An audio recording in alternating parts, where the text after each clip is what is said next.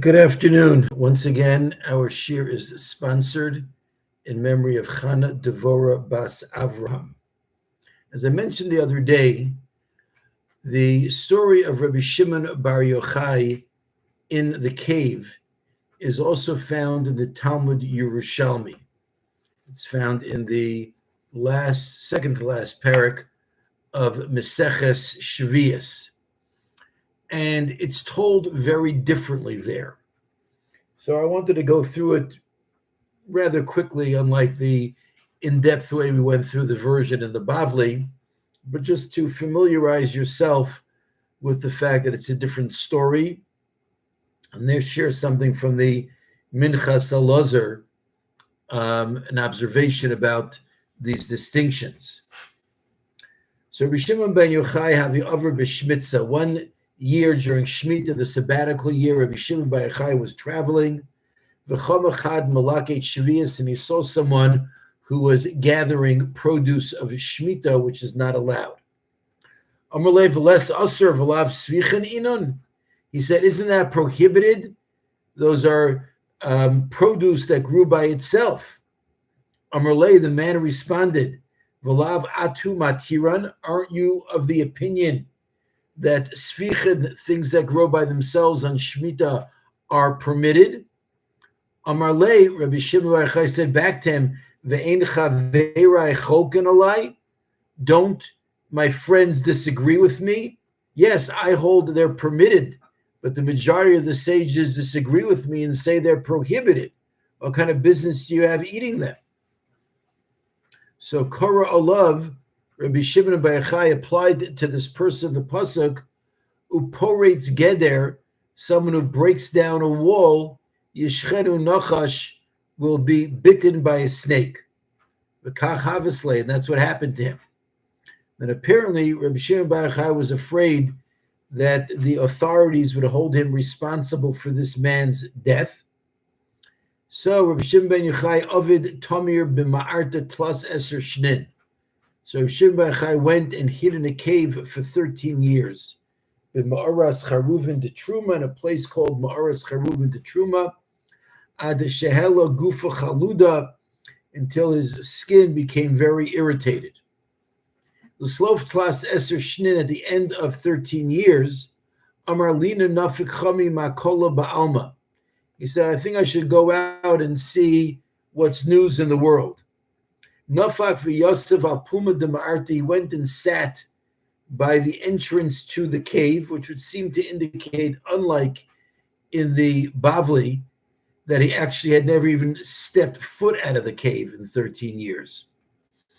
Chamachad sayed siporin porus mitsudase. He saw a bird trapper laying out his trap.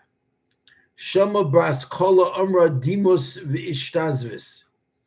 And he heard a voice from heaven saying about certain birds that were approaching the trap, Rachmanos, mercy. And the bird was not trapped. Amar, he said, Tzipor milbade shmaya lo yivda koshkin bar nasha. He said, if a bird is not trapped without it being heaven's decree, certainly a person won't be trapped. So he left, and Kadchama de Shadchin Milye, when he saw that things had calmed down around him, Amar, he said, Nechos nichmi bahadein dimusin de Tiveria. Let's go have a warm bath in the hot springs of Tiveria. Anamar, he said, Srichen anu lasos takana. We need to institute something, Kimoshu asu avosenu harishonim, similar to what our ancestors did, as it says by Yaakov, Vayichan es pnei ha'ir, shayu osin itlasin umochrin b'shuk. That Yaakov and his family used to make butchers and sell their meat in the market. So Amari said, Nidchi Tiveria, let us purify the city of Tiveria. Again, in the Bavli, it had said that there were certain areas that there was a suffix, there was a doubt as to whether or not there was Tumah. That does not seem to be how the Yerushalmi understands, but that there were areas that were tamei, and he wanted to purify them. Vavinosiv turmusin, he was taking these gourds, umekatzeitz umaklet, cutting and throwing them. V'chol hein da'avimisa, wherever there was a dead body, havitayef, it would float up, v'solik min la'el, and then they would remove it from there, so the area was not tamei. Chamse chad kusi, a Sadducee saw him, or it might just be a Kuthite. Amar, he said, Lina azil mafli ba'dain sabed yudai. I'm going to go and ridicule this Jewish sage. So Nosiv chad mis, the Kusi went and took a dead body. Ozil va'atmere, he went and hid it, hein didachi, in an area that Rabbi Shimon had purified. Osel agabe Rabbi Shimon ben Yochai, he came to Rabbi Shimon ben Yochai. Amalar, he said to him, Lo dachias aser plan. Didn't you purify that place? Isa, come with me. Vanan mapik lach, I'm going to bring out for you Misa min Taman, a dead body there. Suffer Rabbi Shimon ben Yochai beruach hakodesh shenasno sham. Rabbi Shimon bar Yochai saw with his divine inspiration that this Kusi had placed the body there. V'amar, and he said, Gozer ani al helyonim sheyerdu v'tachtonim sheyalu. I am decreeing that those who are up should go down, and those who are down should come up. Meaning you who are alive should be swallowed up in the ground, and the dead body that you buried there should come out of the ground. V'chein havasle, and that's what happened to him.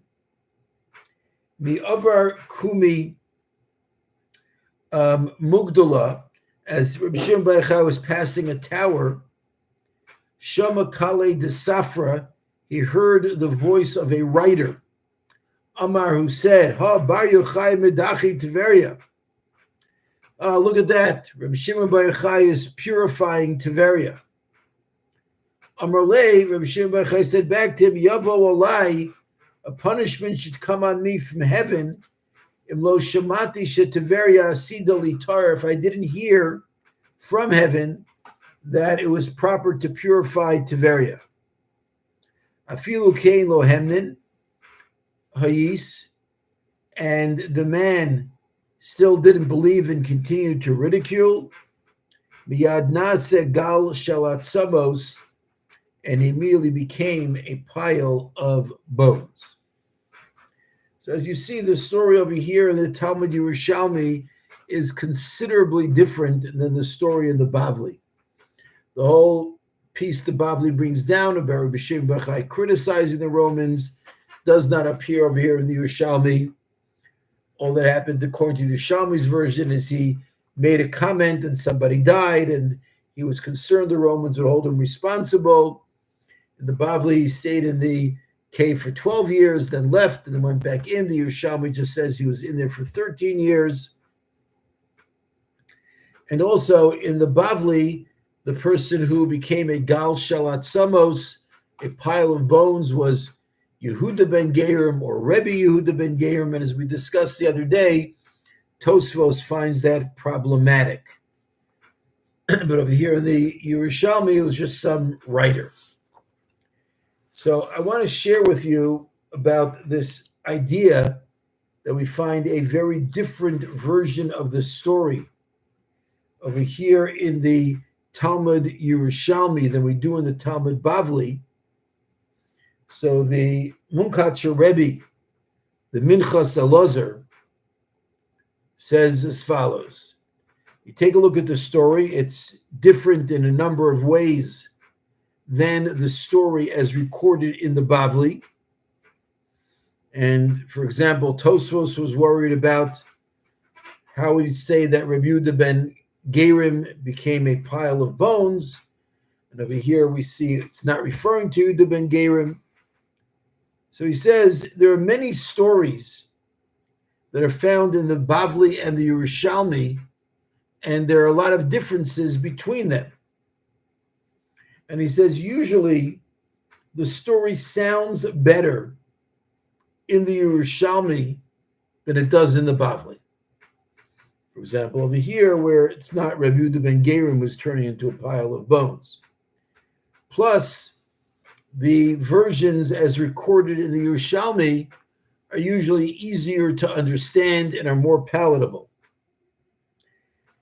So he wants to say that because the Yerushalmi was written in Eretz Yisrael, and the stories were about Tanoim and Amoraim who were from Eretz Yisrael, so the authors of the Yerushalmi were more familiar with the stories in a very exact way, as opposed to those who were in Bavel, who had gone through a series of exiles.